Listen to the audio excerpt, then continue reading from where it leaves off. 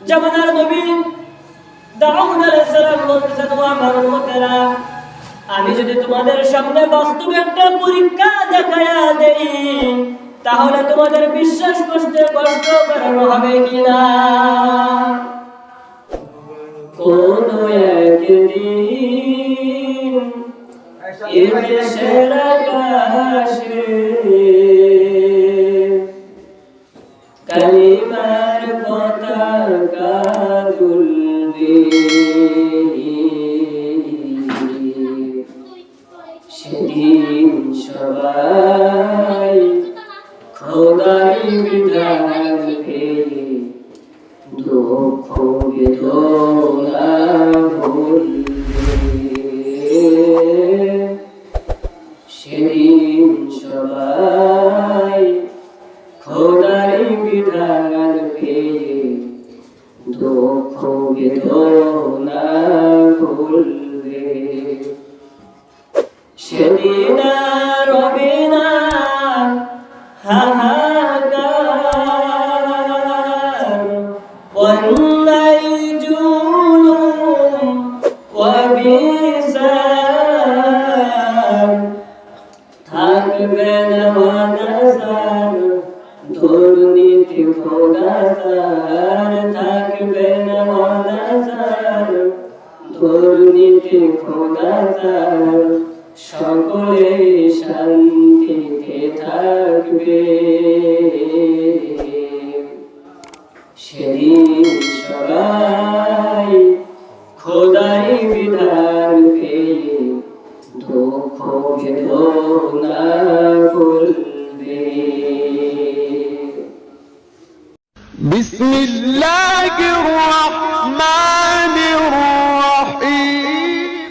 HM. Masum Billah Noman. আউযু বিল্লাহি মিনাশ শাইতানির রাজীম। বিসমিল্লাহির রহমানির রহিম।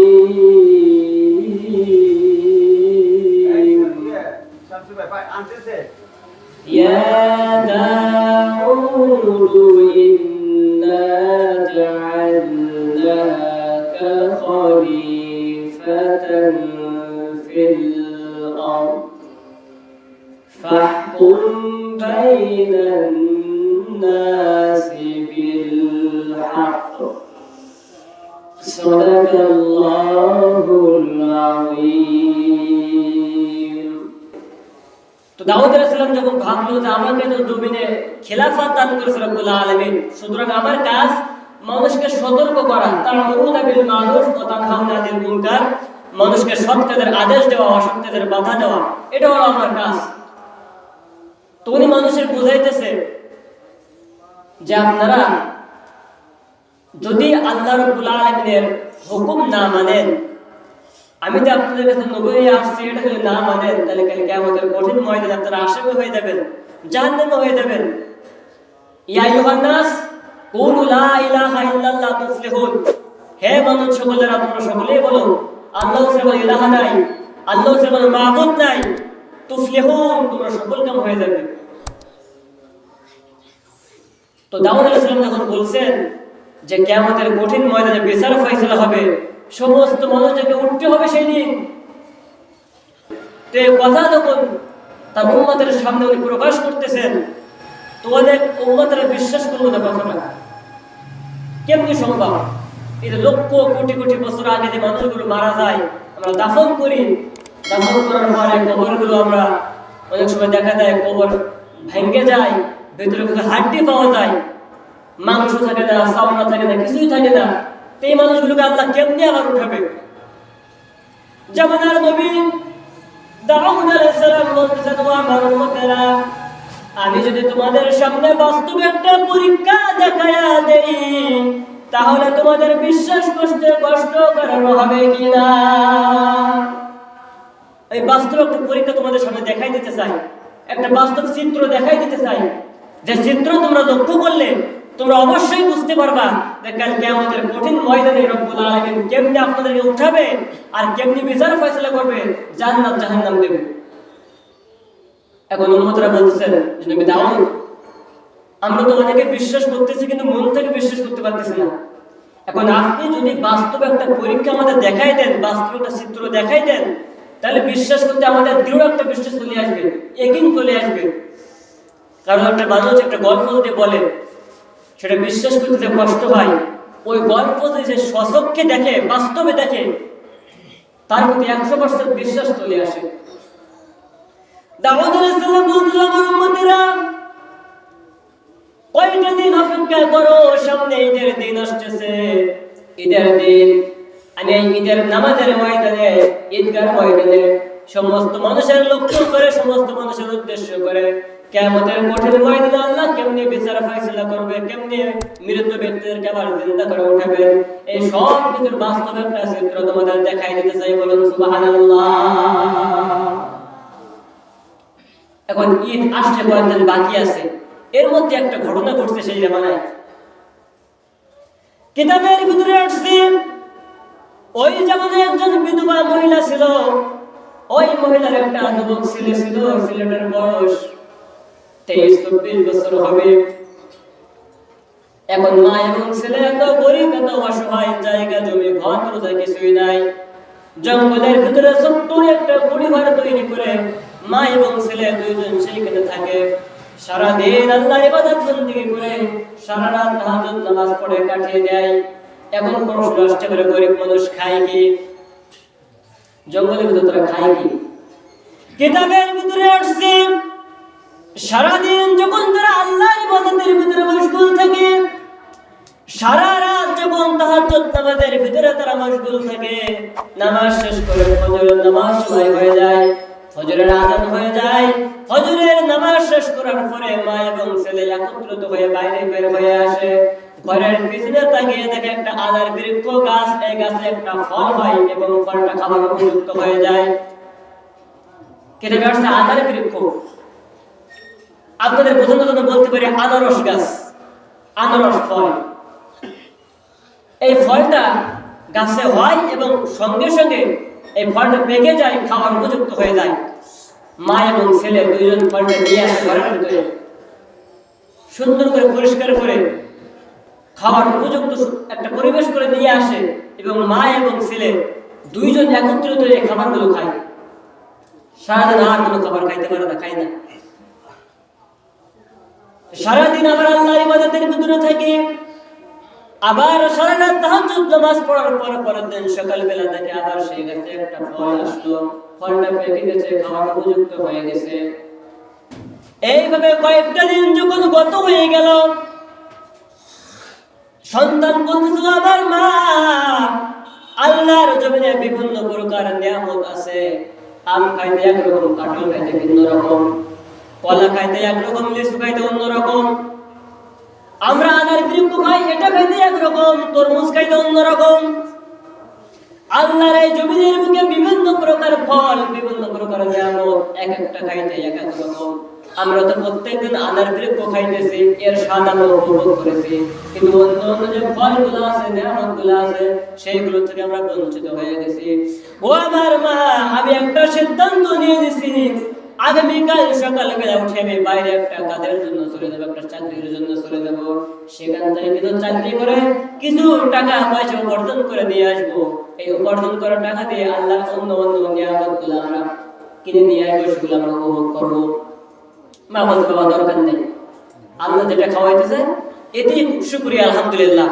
কারণ লা ইন শাকারতুম লা আযীদান্নাকুম ওয়া লা ইন কাফারতুম ইন্না আযাবি লাশাদীদ। আল্লাহ বলেন, যদি কোনো ব্যক্তি আমার নিয়ামত পাওয়ার পরে শুকরিয়া আদায় করে, আমি রব্বুল আলামিন আমার নিয়ামতের বিরুদ্ধে করে দেই। আর আমার নিয়ামত পাওয়ার পরে যদি শুকরিয়া আদায় না করে, আমি আস্তে আস্তে আমার নিয়ামতটা থেকে ছিনে নেই। ইন্না আযাবি লাশাদীদ, আর আমার আযাব অনেক কঠিন, ভয়াবহ। তো মায়ের শুকরিয়া ছিল, যেটা খাইতেছে আলহামদুলিল্লাহ ভালো, কিন্তু ছেলের মনের ভিতরে একটা কৌতূহল আসলো, যে একরকম ফল প্রত্যেকদিন খাইতে একটু ভিন্ন ফল খেয়ে দেখি কেমন লাগে। আল্লাহ রাব্বুল আলামিন দেখেন একই নারীগুলা যখন একটু সরে গেছে, পরের দিন সারা রাত তাহাজ্জুদ নামাজ পড়ার পর সকালবেলা ঘরের পিছনে যে দেখে আনার বৃক্ষ গাছে কোনো ফল নাই। সারাদিন না খাওয়া, এখন সারা রাত জেগে জেগে তাহাজ্জুদ নামাজ পড়তে, সকালবেলা খাবে, খাওয়ার সময় দেখে কোনো খবর নেই। মা এবং ছেলে আল্লাহর কাছে দুইটা হাত তুলে দোয়া করলো, রব্বুল আলামিন কি এমন অপরাধ করেছি যে অপরাধ করার কারণে আমার রিজিক উঠাই নেওয়া হয়েছে। রব্বুল আলামিন আমাদের রিজিক আমাদের কাছ থেকে উঠিয়ে দিন না, আমাদের রিজিক আমার কাছে আবার ফিরিয়ে দিন। সারাদিন আল্লাহর কাছে খুব কাঁদলো, খাওয়ার মতো কিছুই আসলো না, কিছুই পেল না। কিতাবের ভিতরে আসছে প্রথম দিন যখন কোনো খাবার না পেল, এইভাবে তারা দিনটা শেষ করলো। সারা রাত ইবাদতের ভিতরে মশগুল ছিল, তাহাজ্জুদ নামাজ পড়ছে, নফল নামাজ পড়ছে, কোরআন তেলাওয়াত করছে। ফজরের আযান হয়ে গেছে, নামাজ শেষ করে আবার দুইজন একত্রিত হয়ে ঘরের পিছনে চলে গেছে। ঘরের পিছনে যে দেখে দ্বিতীয় দিনও আদার বৃক্ষ গাছে কোনো ফল নাই। মা এবং ছেলে দ্বিতীয় দিন আল্লাহর কাছে দুই হাত তুলে বন্দন করে বলছে, রব্বুল আলামিন কি এমন অপরাধ করেছি গো আল্লাহ, কেন আমাদের কাছ থেকে আমাদের রিজিক উঠিয়ে নেওয়া হয়েছে? ও পদ্মার অন্তরের মা বোনেরা, গভীর মনোযোগ দিয়ে শুনতে হবে। কিয়ামতের কঠিন ময়দানে আল্লাহ রাব্বুল আলামিন আপনাকে আমাকে কেমনি পাকড়াও করবেন, কেমনি আমাদেরকে গ্রাস করে ফেলবেন। দ্বিতীয় দিন খাবার না পেয়ে সারাদিন তারা আল্লাহর কাছে হাত তুলে কান্না করলো, রব্বুল আলামিন কি এমন অপরাধ করেছি গো আল্লাহ, আমাদের রিজিকটা আমাদের কাছে ফিরিয়ে দিন। দিনটা শেষ হয়ে গেল, আবার রাত চলে এলো। রাতে সারা রাত তারা ইবাদত বন্দেগী করলো, কোরআন তেলাওয়াত করলো, নামাজ পড়লো। ফজরের আযান হয়ে গেছে। মা এবং ছেলে প্রচন্ড শীতের সময় ওযু করে তারা নামাজের ভিতরে দাঁড়িয়ে গেছে, নামাজের ভিতরেও কান্না করে। কাঁদতে কাঁদতে কাঁদতে কাঁদতে হঠাৎ তারা নামাজ শেষ করলো। নামাজ শেষ করে ঘরের পিছনে গিয়ে দেখে আদার বৃক্ষ গাছে কোনো ফল নাই। কিন্তু আশ্চর্যজনক একটা ঘটনা ঘটলো তৃতীয় দিন, যখন তারা আদার বৃক্ষ গাছে ফল পেল না, সামনে লক্ষ্য করে দেখে একটা গরু তাদের সামনে দাঁড়ানো আছে। কিতাবের ভিতরে আসছে এত সুন্দর একটা গরু, এই গরুর সমস্ত গায়ে সোনার গহনা দিয়ে সুন্দর করে সাজানো। গরুটার জবান খুলে গেছে, মানুষের ভাষায় গরু কথা বলতেছে, ও মা এবং যুবক ছেলে, আমি তোমাদের জন্য বৈধ, আমি তোমাদের জন্য হালাল, তোমরা আমাকে জবাই করে খাও, আমি তোমাদের জন্য হারাম না। যুবক ব্যক্তি অবাক হয়ে গেছে, কি আসছে তো, গরু কথা বলে, আর গরুটা এমন গরু, এমন ব্যক্তির গরু যে তার অর্থ সম্পদ টাকা পয়সা এত বেশি রাখার জায়গা নেই, সেই জন্য সে গহনা তৈরি করে, সোনার অহংকার তৈরি করে এই গরুর গলায়, হাতে, কি বলে আপনার পায়ে সুন্দর করে লাগাই দিয়েছে। এটা ঘুমুরের মতো গলায় আপনার চেনের মতো, হাড়ের মতো করে ঝুলাই দিয়েছে সোনার অহংকার গহনা। এখন এই যুবক ব্যক্তি ভয় পেয়ে গেছে, না যে কার গরু, আর যদি আমরা দবাই করে খাই তাহলে কি বিচার হবে। প্রথম দিন গরু আসলো, যুবক ব্যক্তি এবং মা 3 দিন না খাওয়া। চতুর্থ দিন আবার খাবার পেল না, গরু বলছে আমরা জবাই করে খাও। পঞ্চম দিন ফজরের নামাজের পর যখন দেখলো গাছে কোনো ফল নাই, হাঁটতে পারে না, চলতে পারে না, উঠতে পারে না, বসতে পারে না, ক্ষুধার যন্ত্রণায় গরুর তৃতীয় দিন, আর এই ব্যক্তি না খাওয়া পঞ্চম দিন। গরু সেদিনও বলতেছি, ও মা এবং যুবক ছেলে, তোমরা আমাকে জবাই করে খাও, আমি তোমাদের জন্য হালাল, আমি তোমাদের জন্য হারাম না। এখন ক্ষুধার যন্ত্রণা সহ্য করতে না পেরে, উঠতে পারতেছে না, তবুও একটা দা দিয়ে সুন্দর করে গরুটাকে জবাই করলো, এবং জবাই করে এই গরুর গোশত নিয়ে রান্না করলো এবং তারা খাওয়া দাওয়া শুরু করলো। ঘটনাক্রমে এই গরুর মালিক যিনি ছিল, গরু খোঁজ করতে 3টা দিন গরু বাসায় যায় না। বিভিন্ন জায়গা থেকে মানুষদেরকে পাঠিয়ে দিয়ে তোমরা খোঁজ করতে থাকো, আমার গরুটা কোথায় আছে। খুঁজতে খুঁজতে আল্লাহর কি রহমত, এই গরিব অসহায় মানুষের জঙ্গলের ভিতরে যে পরিঘর, এই পরিঘরের পাশে এই সোনার গহনা সহ গরু চামড়া ফেলানো আছে। ধনী ব্যক্তির কাছে খবর চলে গেল, আপনার গরুর সন্ধান সন্তান পেয়েছি, আমাদের মহল্লায় একজন ছেলে, তার মা একজন বিধবা মহিলা, কি সাহস তাদের, আপনার গরু জবাই করে তারা খেয়েছে, গরুর চামড়া গহনা সহ তারা ঘরের পিছনে পেয়েছি, আর তার ঘরের ভিতরে এই গরুর মাংস রান্না করা পেয়েছি। এই যুবক ব্যক্তি বিচার দিল নবী দাউদের কাছে। লক্ষ্য করবেন, আগে কথা বলছিলাম কিন্তু বিচার ফয়সালা কেমনি হবে, বাস্তবে একটা চিত্র দেখাই দেবে। আর নবী দাউদ বলতে যাবে চিত্র দেখাই দেবো ঈদের দিন। নবী দাউদের কাছে বিচার চলে গেল। নবী দাউদ বলতেছে, ঈদের দিন আমি একটা চিত্র দেখাই দিতে চেয়েছিলাম, ঈদের বাকি আছে 2টা দিন, 2টা দিন ধৈর্য ধারণ করো, ঈদের দিন তোমার বিচার সহ কিয়ামতের দিন আল্লাহ কেমনি বিচার করবে, এই একসঙ্গে তোমাদের 2টা বিষয় আমি দেখাই দেব। সুবহানাল্লাহ। ঈদের দিন ঈদের নামাজ শেষ, সব মুসলিমরা বসে আছে, কিয়ামতের দিন আল্লাহ কেমনি পাপীদেরকে ধরবেন এটা দেখার জন্য, বাস্তব চিত্র দেখার জন্য। আগে বিচার শুরু করছেন গরু খাওয়ার বিচার। কেন এই দুই ব্যক্তি গরু তোমরা খাইছো? যুবক ব্যক্তি চোখের পানি ফেলে দেয়, এ নবী দাউদ, ইচ্ছাকৃত ভাবে আমরা এই গরু খাই নাই, আমরা এই ঘটনা সব খুলে বললো। 3টা দিন না খেয়ে থাকার পরে গরু আমাদের কাছে আসলো, গরু তার ভাষায় কথা বললো, বারবার তারা খাওয়ার কথা বললো, কিন্তু আমরা খাই নাই। গরুর পঞ্চম, আমাদের না খাওয়া 5ম দিন, আর গরুর 3য় দিন যখন হয়ে গেছে, যখন আমরা উঠতে পারি না, বসতে পারি না, চলতে পারি না, ক্ষুধার যন্ত্রণায়, তখন আমরা খেয়েছি। ধনী ব্যক্তি বলে, পাগলামি করার দাগে খাও না, গরু আর কথা বলে।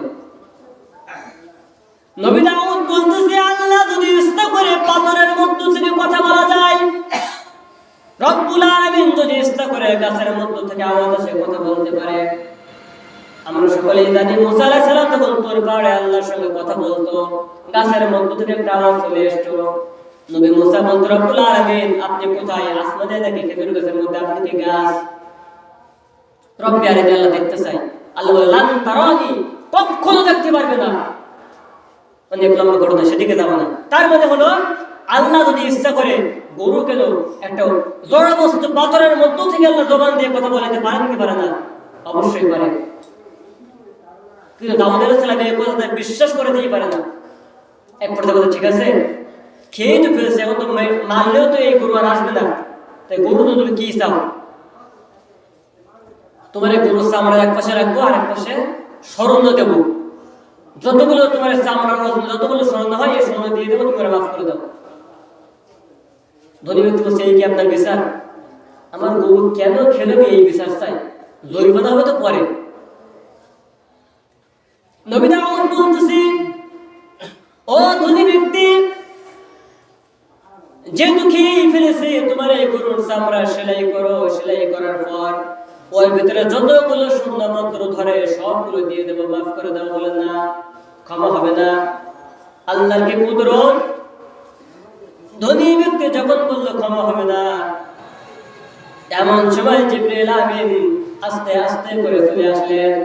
নবী দাউদের কাঁধে কাঁধে একটা ঘটনা বলে গেছেন। বলার পরে ধনী ব্যক্তির থেকে আঙ্গুল তুলে বলে, ও ধনী ব্যক্তি, এতক্ষণ পর্যন্ত তোমার খেজরা দিতে চাইছিলাম, জরিমানা দিতে চাইছিলাম, তুমি নেওয়া নাই।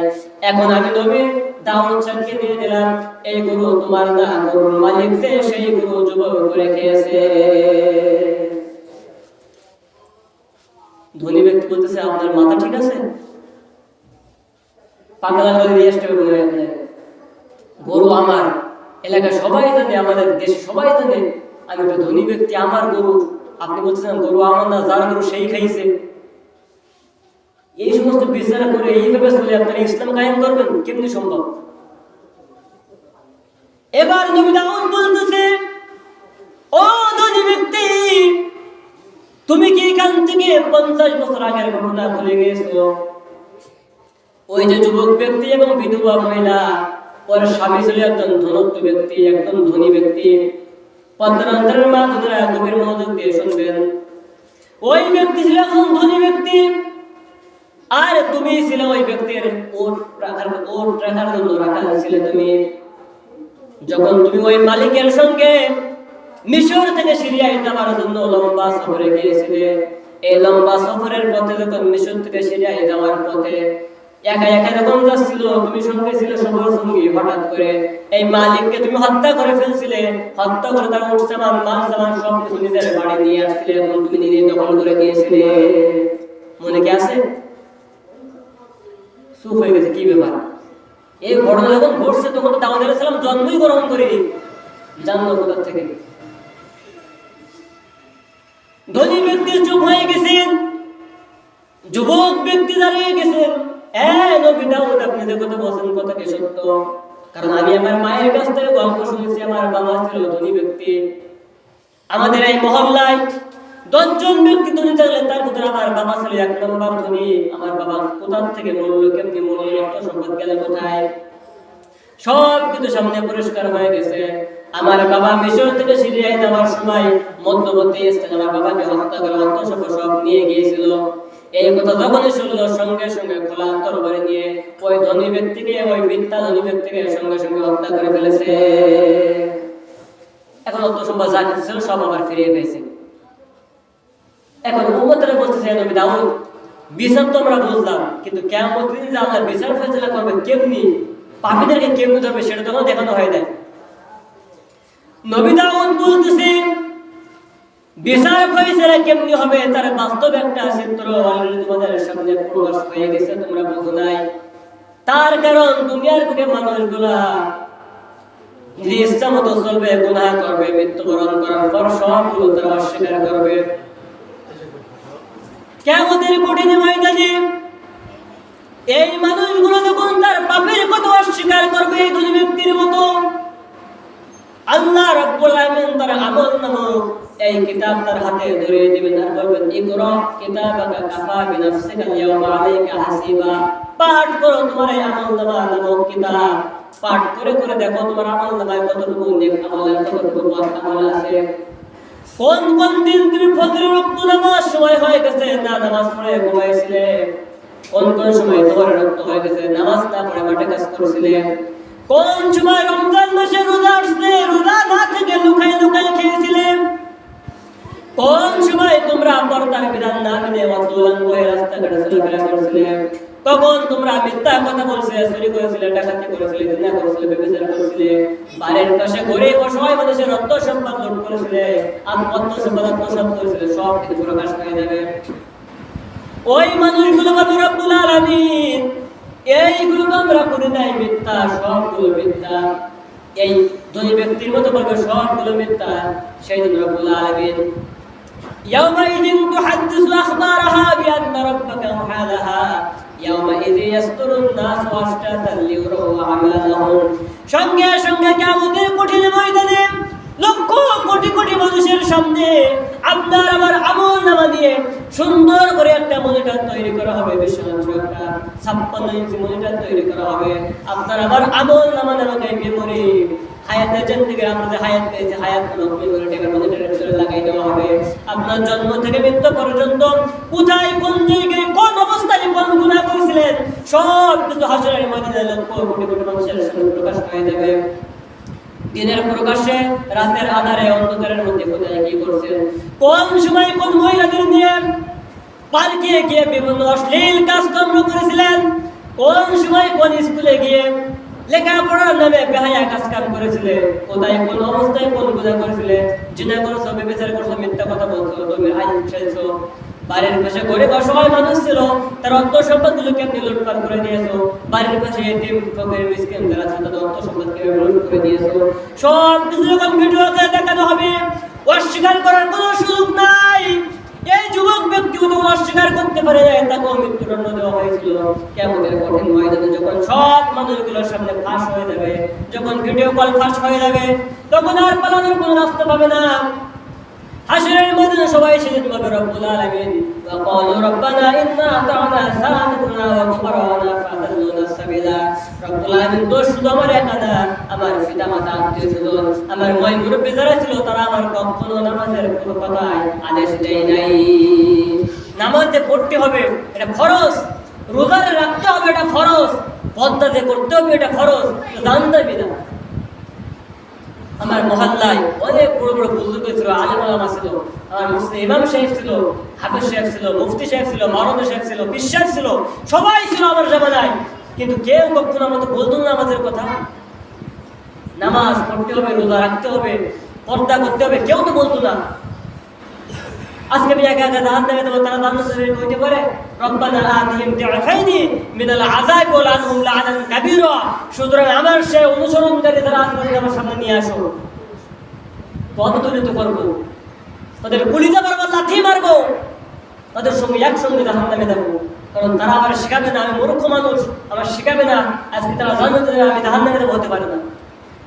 রব্বুল আলামিন আমাদের হাদিস যে কিতাব যে আলোচনা আমরা শুনলাম, আমাকে সহ আপনাদের সকলকে, পদ্মরন্ত্রের মা বোনদেরকে সকলকে সঠিক বুঝে আমল করার তৌফিক দান করুন। আমরা সকলেই বলছি আল্লাহুম্মা আমিন।